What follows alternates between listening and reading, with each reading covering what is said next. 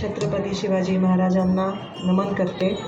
आज महाराष्ट्र शासन महसूल व वन विभाग छत्रपती शिवाजी महाराजास्थ समाधान शिबिर अभियान टप्पा क्रमांक 1 या कार्यक्रमाला आपण सर्वजण इकडे जमलो आहोत। व्यासपीठावरील आपल्या जिल्हाधिकारी ऑफिसमधले RDC स्वामी साहेब व आपले डेप्युटी कलेक्टर जे इकडे उपस्थित आहेत, दीपक वाजळे साहेब, सर्व अधिकारी, तहसीलदार इकडे जे उपस्थित आहेत, BDO, सर्व कृषी केंद्राचे सुद्धा जे असतील विभागीय, सर्व मार्केट कमिटीचे सभापती असतील, सर्व जे व्यासपीठावरील मान्यवर उपस्थित आहेत व समोर बसलेले सर्व बंधू, वडीलधारी मंडळी, माता भगिनींनो, सर्वांना माझा प्रेमाचा नमस्कार।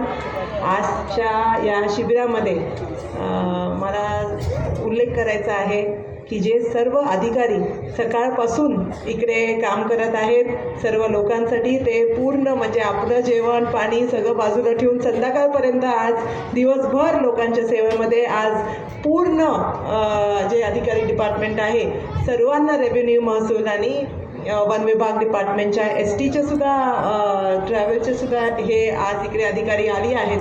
तर सगळ्यांना मी आज माझ्यातर्फे प्रोत्साहन देते की खूप चांगलं काम करा।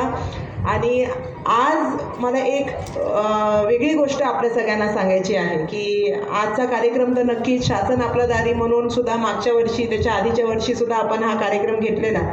नियोजन एकदम सुंदर पद्धतीने जिल्हाधिकारी ऑफिसने, महसूल विभागाने आज इकडे केलेलं आहे।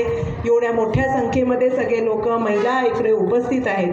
पण मला इकडे आवर्जून सांगायचं आहे की मला अशी खंत वाटते की आज वडीलधारी मंडळी आणि महिला इकडे आहेत, पण मला तरुण वर्ग कुठेतरी कमी दिसतो। मला वाटतं आता काळ बदलत आहे, आपल्याला सुद्धा जे इकडे वयस्कर मंडळी, आई वडील जे आहेत, मी तुम्हाला आग्रह करते की असे जेव्हा शासनाचे कार्यक्रम असतात तेव्हा आपल्या 18 वर्षाच्या वरच्या मुलांना जे आहेत आपण नक्कीच या कार्यक्रमाला घेऊन यावं। त्यांना सुद्धा समजू दे की आपण शासनाचं कामं कशी असतात, आपल्याला कसा पाठपुरावा करायला लागतो, थोडं समजू दे की कसं शासन चालतं, हे खूप महत्त्वाचं आहे। आपण सुद्धा आता एक जसं आता आपल्याला बोलताना कलेक्टर साहेबांनी म्हणजे डेप्युटी कलेक्टर साहेबांनी सुद्धा सांगितलं की आपल्या रोजच्या दिवसाच्या ह्याच्यामधली गोष्ट असते, 7-12 असेल, नाही तर कुठलंही ॲग्री स्ट्राईक असेल, आपल्या घरात शेतीचे कामं असतील, घराचं घरकुल असेल, कुठलेही आपले जे कामं असतात हे सगळे शासनाचे रिलेटेड आपल्या दैनंदिनचे असतात। म्हणजे जसं आपल्याला वजाळे सरांनी सांगितलं की 1-2 आता यावेळेस तर आपण 6000पेक्षा जास्ती लोकांना मदत केली आहे आजच्या एका दिवशी आतापर्यंत, पण या सगळ्या लोकांचं आयुष्य आज बदलणार आहे। म्हणजे एवढे छोटं एक प्रमाणपत्र किती मोठा फरक आपल्या जीवनात करू शकतो हे आपल्या पुढच्या जनरेशनला सुद्धा समजलं पाहिजे। आजकालचे मला बोलायला असं वाईट वाटतं की कंटिन्यूस त्या फोनमध्ये रील्सवरती बघून त्यांना जग काय हे रील्सवर बघून समजणं हे अत्यंत चुकीचं आहे। आपण आपल्या मुलांना बाहेर काढा, त्यांना अशा कार्यक्रमामध्ये बघू द्या की कसा विभाग चालतं, त्यांना सुद्धा कुठे वाटेल की मी सुद्धा अधिकारी बनावं, मी सुद्धा लोकांसाठी काहीतरी करावं। ह्या सगळ्या गोष्टींसाठी सुद्धा आपण नक्कीच महत्त्वाचं आहे की आपण मदत करावी।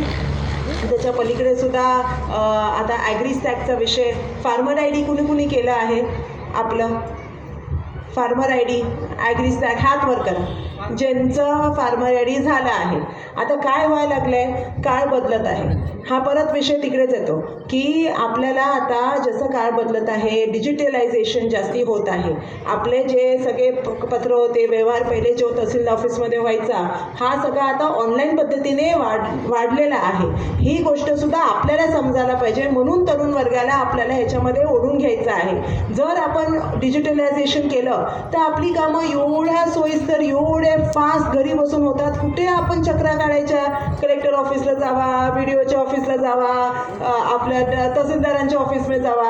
आपण ह्या गोष्टी समजून घेतल्या तर खूप चांगल्या पद्धतीने सोप्या गोष्टीने कामं होती। आता ज्यांचं फार्मर ID आहे, जेव्हा विमाचा काय विषय आला तेव्हा लगेच त्यांना तिकडे लाभ भेटला, कुठलाही असेल तर लगेच त्यांना फार्मर IDच्या ह्याच्याने काहीही डॉक्युमेंटेशन जास्ती करायला लागलं नाही, सगळं त्याच्यामध्ये ऑनलाईन होतं म्हणून लाभ भेटला। आणि बाकीच्यांनी ज्यांनी केला नाही त्यांचं परत काही ना काहीतरी कारण, आता हे सगळं कनेक्टेड असतं। लाईक KYC साधी गोष्ट आपण जर ती क्रॅक केली तर एवढे शासनचे